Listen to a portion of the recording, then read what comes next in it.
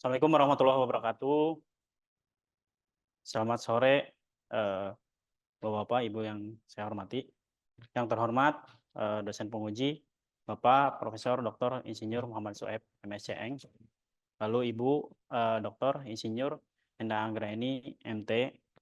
Lalu tak lupa juga saya ucapkan terima kasih yang sebesar-besarnya kepada dosen pembimbing, Ibu Dr. Insinyur Ninik Fajar Puspita MN, dan juga co-pembimbing Bapak Dr. Insinyur Tatang Ahmad Taufik, MSc IPU. Baik, pada kesempatan sidang kali ini, izinkan saya untuk menyampaikan perihal analisis resiko proyek pengadaan kendaraan taktis rel listrik perusahaan BUMN Industri Pertahanan. Sebelumnya, izinkan saya perkenalan diri. Nama saya Pudin Sidik.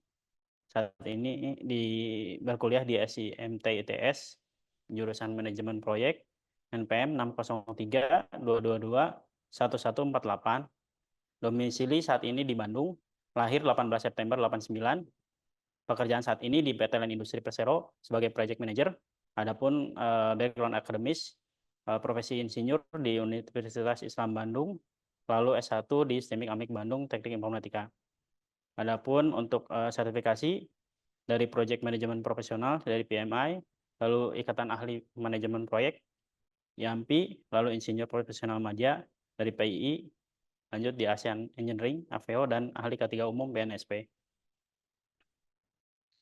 Adapun untuk agenda, satu pendahuluan, lalu tinjauan pustaka dan dasar teori, metode penelitian, analisis data dan pembahasan, kesimpulan dan saran. Yang pertama, pendahuluan, latar belakang, kita bisa saksikan ini untuk latar belakang bisnis proses, yang mana dasarnya sendiri dari Perpres nomor 55 tahun 2019 dan Inpres nomor 7 tahun 2022 mengenai kendaraan listrik. Yang mana ini adalah customer-nya dari Kementerian Pertahanan, lalu di sini sebagai objek penelitian adalah PT RST, yaitu kontraktor pengadaan motor rantis rel listrik, yang mana skup pokoknya dari mulai inisiasi, perencanaan, eksekusi, kontrol monitoring, dan sampai penutupan proyek. Adapun berikutnya adalah dari perencanaan WBS. Di sini kita bisa lihat ada kurva S, yang mana kurva S ini sebagai target penyelesaian dengan durasi 18 bulan untuk eksekusi proyek dengan nilai kurang lebih di 180 miliar. Identifikasi masalah pada pelaksanaan proyek di PT RST, kurang lebih ini wattnya itu keterlambatan penyelesaian proyek dan kerugian keuangan. Lalu posisinya di mana di PT RST sendiri, lalu when-nya kapannya tahap implementasi proyek, why-nya risiko kurang dianalisis dengan baik, dan how-nya perlu dilakukan analisis proyek. Nah, dari latar belakang tersebut, maka muncullah alasan atau urgensi kenapa harus diadakan identifikasi risiko. Yang mana sebelah kiri ini adalah dashboard capaian dari beberapa macam nama proyek, yang mana kesimpulannya adalah yang sesuai target atau LKP warna hijau itu ada 6 proyek, lalu sesuai rencana ada 7 proyek, terlambat 0-2% 3 proyek, dan terlambat lebih dari 2% ada 12 proyek. Nah, ini dari laporan keuangan kurang lebih mencantumkan kerugian yang cukup lumayan besar. Nah, dampaknya apa terhadap perusahaan BUMN itu sendiri? Di berita kita bisa saksikan adanya deretan BUMN yang merugi, lalu dampak yang lebih parahnya lagi dilikuidasi atau dibubarkan. Nah, adapun untuk pendahuluan perumusan masalah, ini risiko apa saja yang mempengaruhi pelaksanaan proyek, lalu risiko dominannya apa saja, lalu bagaimana respon risiko yang sebaiknya diimplementasikan. Nah, tujuannya mengidentifikasi risiko, menggunakan FMEA, lalu melakukan asesmen risiko dengan kerangka risk priority number, dan terakhir merumuskan rekomendasi respon risiko yang tepat. Adapun batasan masalahnya, objek penelitian adalah proyek kendaraan operasional rel listrik, lalu analisis risiko dilakukan pada saat penelitian tahap pelaksanaan pengadaan. Risiko yang ditinjau adalah risiko terhadap waktu dan biaya. Penilaian risiko yang ditinjau dari sudut pandang penyedia. Kontribusinya memberikan saran dan mengurangi risiko. lalu memberikan manfaat keilmuan untuk merancang respon yang tepat. Adapun tunjangan pusaka dan dasar teori penelitian terdahulu, ini ada beberapa garis besar yang mana variabel resikonya ini adalah yang nanti akan jadikan dasar dari variabel resiko untuk target penelitian ini. Ada beberapa yang disampaikan, ini termasuk misalnya variabel resiko saat pengadaan, lalu finansial, ketidaksesuaian, terus order di luar kemampuan perusahaan. Selanjutnya variabel resiko dari kecelakaan kerja, lalu aspek government, finansial, politik, dan lain-lain, termasuk sosial budaya, politik, ekonomi. Ini yang jadikan dasar teori. Nah, lalu dasar teorinya resiko, proyek, FMEA, dan risk priority number yang ini akan sering kita jumpai di penelitian ini. Nah, untuk metode penelitian sendiri, pendekatan penelitiannya ini melalui wawancara, analisis dokumen, observasi, sehingga dapat diperoleh pemahaman mendalam tentang dinamika internal dan eksternal yang relevan. Lalu pemilihan sampelnya sendiri ini menggunakan teknik non-probability sampling, khususnya persuasive sampling. Tujuannya untuk memilih responden yang memiliki pengetahuan dan pengalaman mendalam tentang industri dan strategi bisnis pengadaan. Pendekatan ini diharapkan menghasilkan data yang kaya dan mendalam tentang tantangan dan peluang industri tersebut. Pengumpulan data primer berupa wawancara, kuesioner, dan FGD. Lalu untuk data sekundernya dari buku, artikel, literatur, dan dokumen perusahaan. Untuk diagram alir dari mulai lalu pengumpulan data, baik itu dari studi literatur dan data proyek, lalu survei pendahuluan, lanjut di relevansi resiko. Nanti setelah ini per itemnya saya sampaikan. Itu masuk ke grup identifikasi risiko, lanjut ke analisis risiko, lalu respon risiko, terakhir di implementasi manajerial sebelum lanjut ke kesimpulan dan saran. Nah, ini untuk identifikasi dan klasifikasi risiko. Jadi dari referensi studi literatur tadi, proses identifikasi kita menggunakan teknik kuesioner, pilihannya adalah relevan atau tidak. Untuk respondennya ada 10 orang dari PT RST. Jadi dari 50 variabel risiko itu diperoleh sebanyak 13 variabel relevan. Nah, relevan ini ditentukan di awal yaitu 90% ke atas, maka data tersebut atau variabel tersebut relevan untuk digunakan sebagai acuan identifikasi risiko ke depannya. Nah, setelah itu dilakukan FGD, klasifikasi risiko dan penggabungan risiko. Ini respondennya ada 6. Itu hasilnya adalah 10 variabel risiko dari 13 disimplifikasi jadi 10 variabel risiko. Adapun klasifikasinya ada 2, yaitu 7 faktor internal dan 3 faktor eksternal. Kurang lebih ini yang 13 awal hasil dari 50 kuesioner didapati 13, lalu disimplifikasi menjadi 10, yang mana poin 4, 9, 10 itu di take out. Selanjutnya menghitung risk priority number, yang mana ini dicari severity occurrence detection-nya. Jadi dari variabel risiko 10 tadi dicari di proses SOD-nya sendiri itu menggunakan dasar masukannya dari kuesioner skala Likert 1 sampai 10. Untuk responden sendiri 10 orang dari PT RST. Nah, lalu outputnya nilai SOD sendiri dihitung RPN-nya dengan rumus S kali O kali D, dan terakhir bisa di ranking untuk resikonya sendiri, mana yang paling tinggi. Jika kita melihat ke sini, yang paling tinggi di R7, beli 506. Lalu untuk probability impact metric, nah ini dari 10 variabel resiko, inputannya probability impact metric, kuesioner itu dilakukan menggunakan skala 1 sampai 5 oleh 5 orang di PT RST sendiri, maka outputnya diperoleh nilai P kali I, itu nanti hitung PIM sendiri, P kali I, lalu level resiko dan probability impact metric-nya seperti yang ditampilkan di tabel sebelah kanan. Nah, ini kebetulan untuk hasilnya sendiri posisinya di high semua, jadi memang di merah semua untuk 10 variabel resiko yang diteliti. Nah, adapun ini lanjut untuk perbandingan resiko awal dan residual risk. Jadi tadi setelah adanya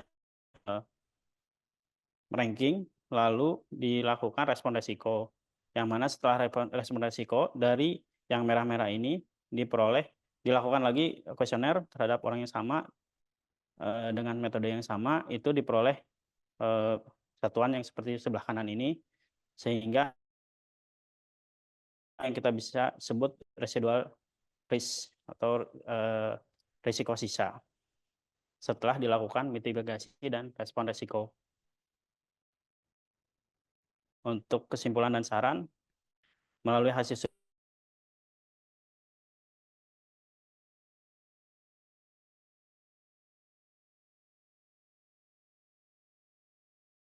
Suaranya di mute tuh, Saipudin. Suaranya masih di mute.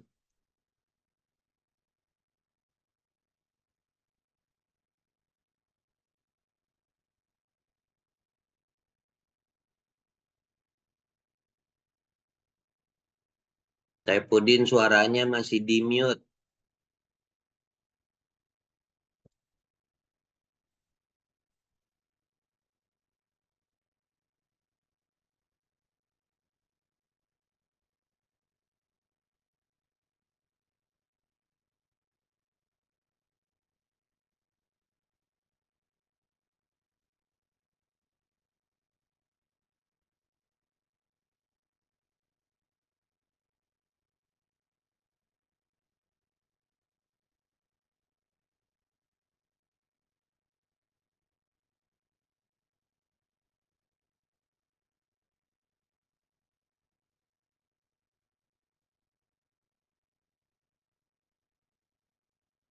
Bu Nini suaranya masih di mute, Bu. Oke. Oh iya.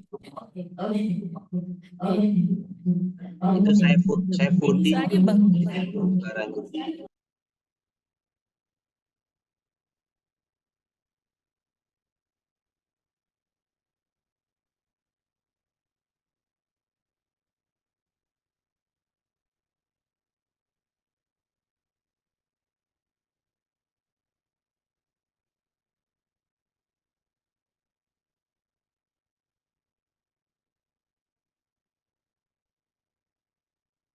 Suaranya masih di mute. Kalau tidak, bentar. Ini bisa terima. Nah, itu baru. Tapi di sini bergema. Tapi di sini bergema. Tapi nggak masuk ke Zoom-nya, Bu, itu, Bu.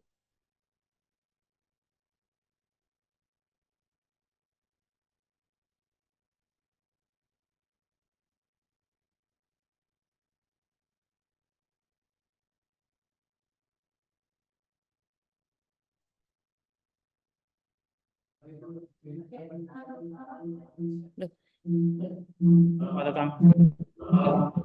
Ya, kadang-kadang mendengar, kadang-kadang ke mute itu tadi. Mohon maaf sih Pak.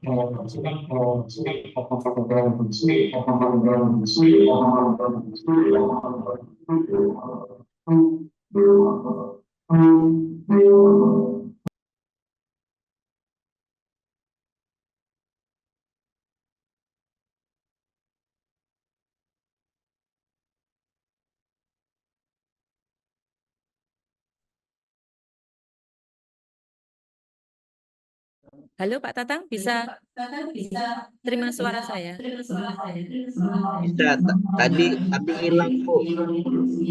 Loh, tapi di sini terganggu. Ya berarti memang ruangannya belum siap untuk ujian hybrid ini.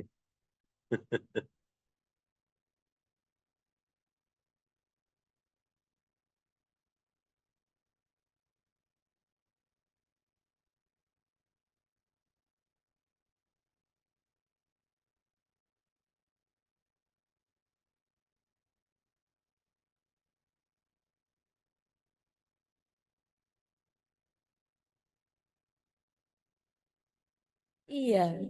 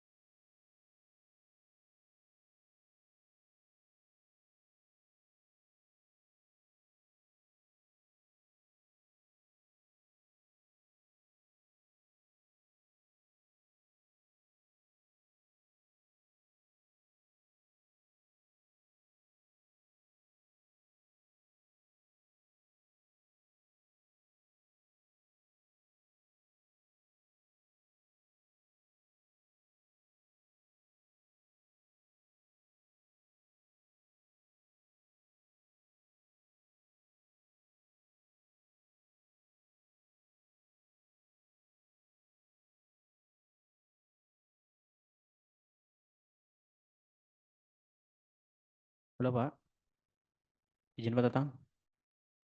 Ya, Apa terdengar Pak? Suaranya sudah terdengar? sudah. Oh, baik Pak. Halo Pak Tatang, bisa terima suara saya? Bisa.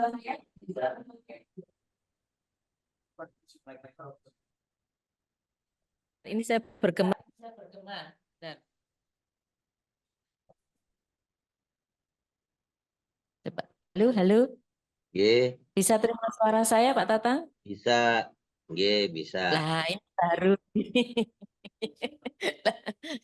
Harus Ya, ada Mas Rahma di sini Mas. Siapa Bapak, Ibu? Izin saya lanjutkan. Ya. Jadi untuk oh, siap.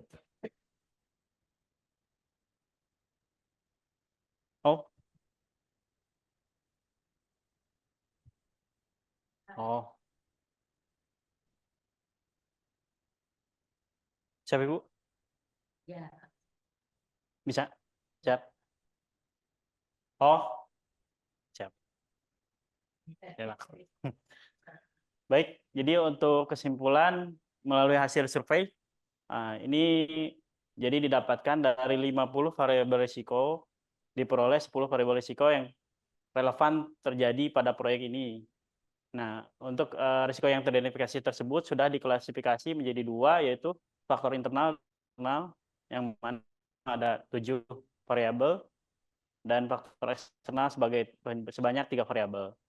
Lalu risiko yang termasuk ke dalam risiko dengan nilai risk priority number terbesar berdasarkan SOD-nya antara lain quality control dan assurance, lalu strategi manajerial, dan terakhir kesalahan menghitung harga perkiraan sementara. Dan terakhir, respon risiko yang paling banyak adalah mengurangi risiko dengan cara mitigasi risiko. Jadi dari 10, 7 dimitigasi, lalu sebanyak 2 itu diterima, dan yang terakhir sebanyak 1 dihindari.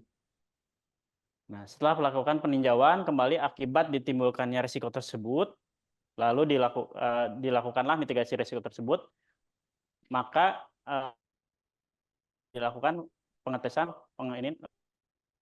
diri di hasil risiko, diantara menjadi risiko sedang dan 4 risiko rendahnya. Variabel itu posisinya di high atau di tinggi.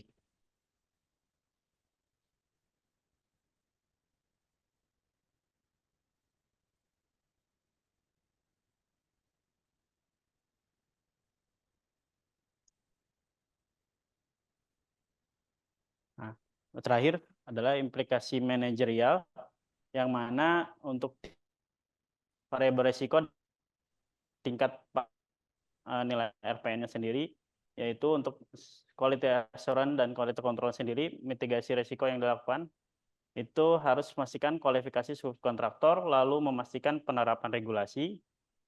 Adapun divisi yang bertanggung jawab terhadap variabel risiko tersebut adalah supply chain management, quality assurance, dan project deployment center, yang mana ini sebagai untuk running atau implementator dari project. Lalu faktor strategi manajerial, proyek pengadaan harus selaras dengan project management, baik itu scope, schedule, dan cost. Perubahan strategi perlu dimitigasi dengan buffer sesuai risk appetite perusahaan. Divisi yang bertanggung jawab, Project Deployment Center, Marketing and Sales Center. Terakhir, untuk kesalahan penghitungan harga sementara, ini peran dan sourcing yang presisi untuk S. Jadi S dapat dimitigasi perencanaan engineering yang kuat atau ditransfer ke pihak ketiga. Divisi yang bertanggung jawab terhadap variabel risiko ini adalah project and supply planning dan dari sistem engineering.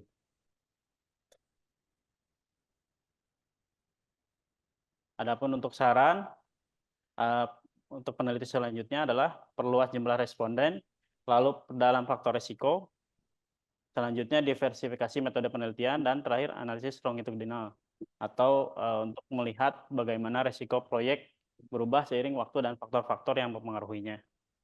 Untuk saran terhadap peneliti berikutnya. Selanjutnya daftar pusaka yang digunakan sebagai sumber untuk penelitian tersebut. Ini ya, mungkin demikian yang bisa saya sampaikan. Terima kasih. Mungkin sedikit quote. Saya suka baca ini, Pak. Your life 500 chapter, one bad chapter doesn't mean it's the end of the book. Jadi ya, dalam kehidupan banyak lembar, satu lembar jelek tidak mempengaruhi terhadap keseluruhan. Mungkin penyemangat juga, Pak. Demikian yang bisa saya sampaikan. Ibu, Bapak, selamat hormat. Silakan. Selanjutnya saya persilakan waktunya kepada Ibu. Baik. Terima kasih. Assalamualaikum warahmatullahi wabarakatuh. Monggo Pak